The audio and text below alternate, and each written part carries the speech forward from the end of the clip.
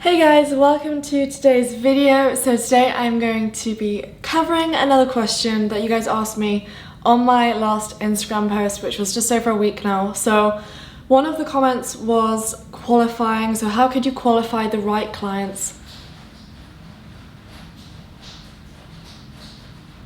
That's so weird.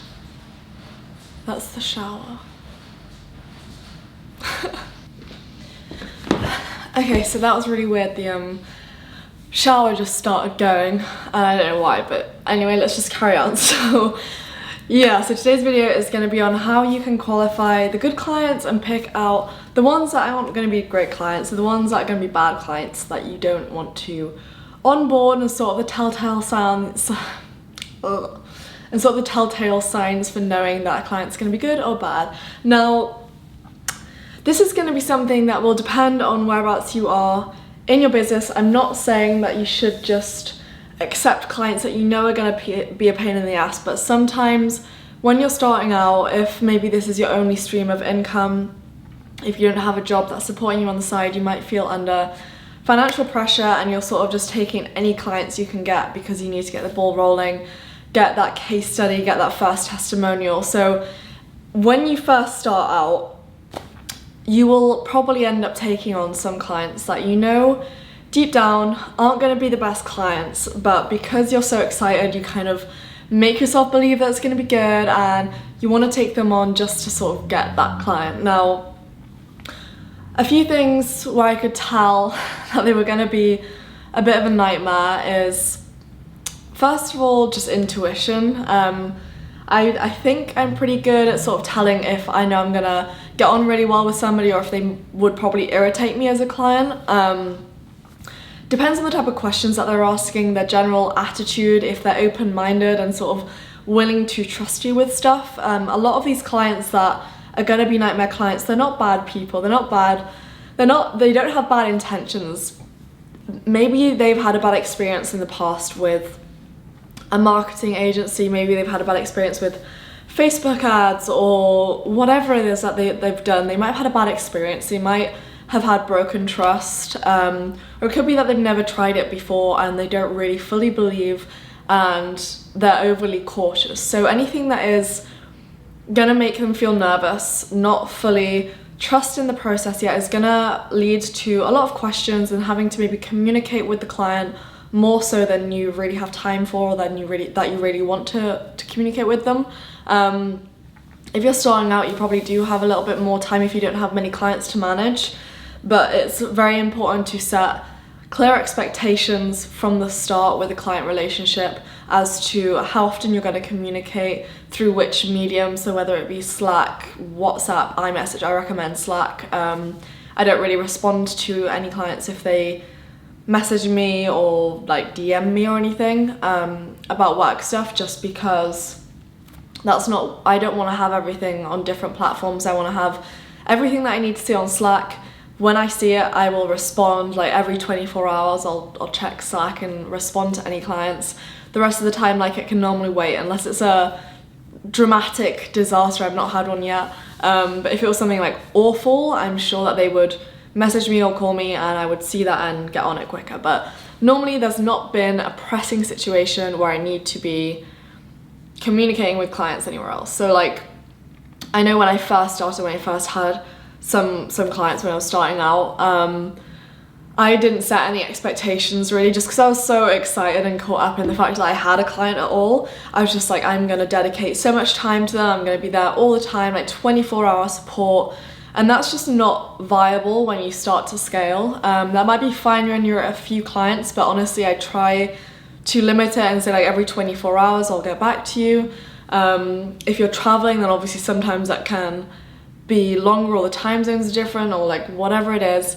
Things get in the way, life gets in the way, so don't overpromise and underdeliver. I would prefer to underpromise somebody something and then overdeliver it so that they stay happy. But yeah, I don't know if I've sidetracked a little bit with that, but basically that's kind of was my experience when I first started. You can normally tell from the sales call if you're trying to look out for pointers as to who could be a bad client, who could be a client that's not suited for you.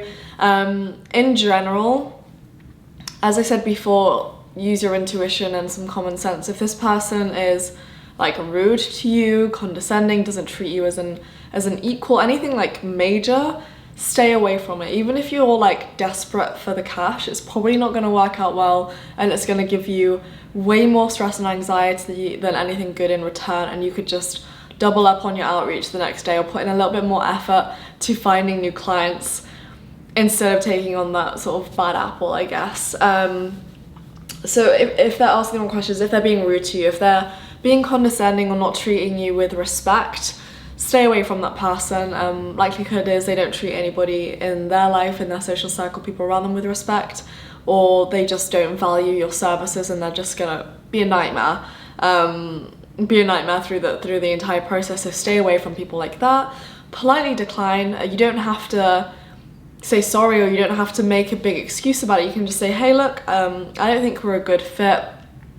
I wish you the best of luck with everything. If you want, I can point you in the direction of somebody that might be able to help, but in terms of me and you continuing the relationship, I don't think it's going to work out very well. And yeah, just kind of leave it at that. You don't have to over explain yourself. So that's kind of the major red flag that you get.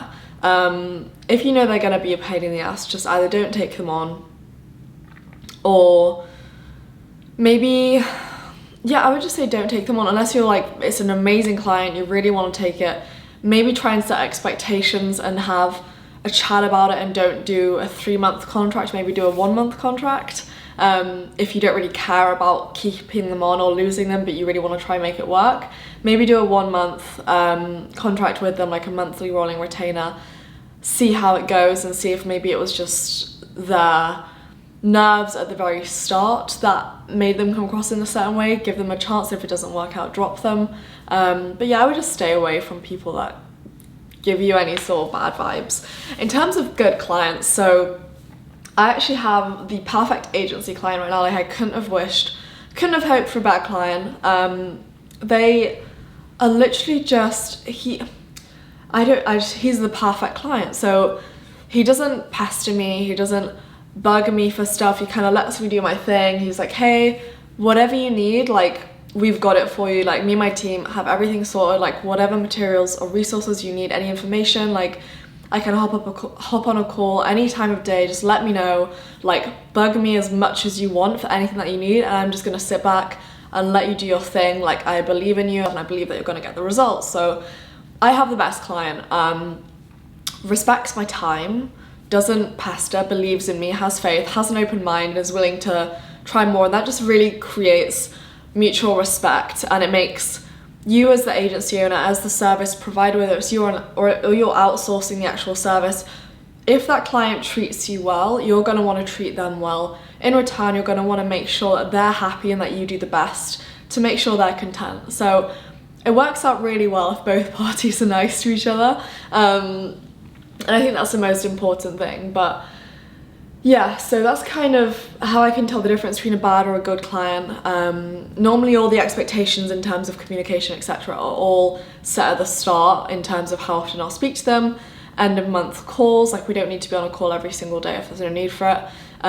They kind of know how I operate, where I'll speak to them, how everything works, like where the metrics are held. Like, they know everything, and it's all very sort of organized, I guess. So yeah, that's kind of like how I can tell the difference between them. But my overall piece of advice would be, just stay away from bad clients as much as possible, and just, if someone respects you and you respect them, you're gonna end up with a good client relationship. So yeah, I hope you guys enjoyed the first video of this week. Please let me know any more ideas that you have below. A lot of people have been asking for a day in the life. I feel a bit nervous to do a day in the life just because I don't know if my life's very interesting. Like, I don't do much on a day-to-day basis. It's work, gym, whatever. But I guess I'll do a day in the life, and then if you guys find it interesting, then I can carry on.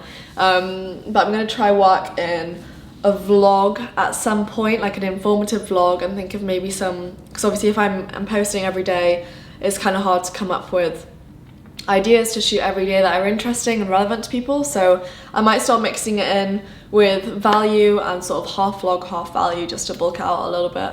So yeah, you guys let me know what you want to hear more of, any questions that you have from this video, or comments that you may have, just leave below, and remember to turn post notifications on if you want to get updated every single day to watch my videos. So yeah, I'll see you guys in tomorrow's video, and thank you for watching.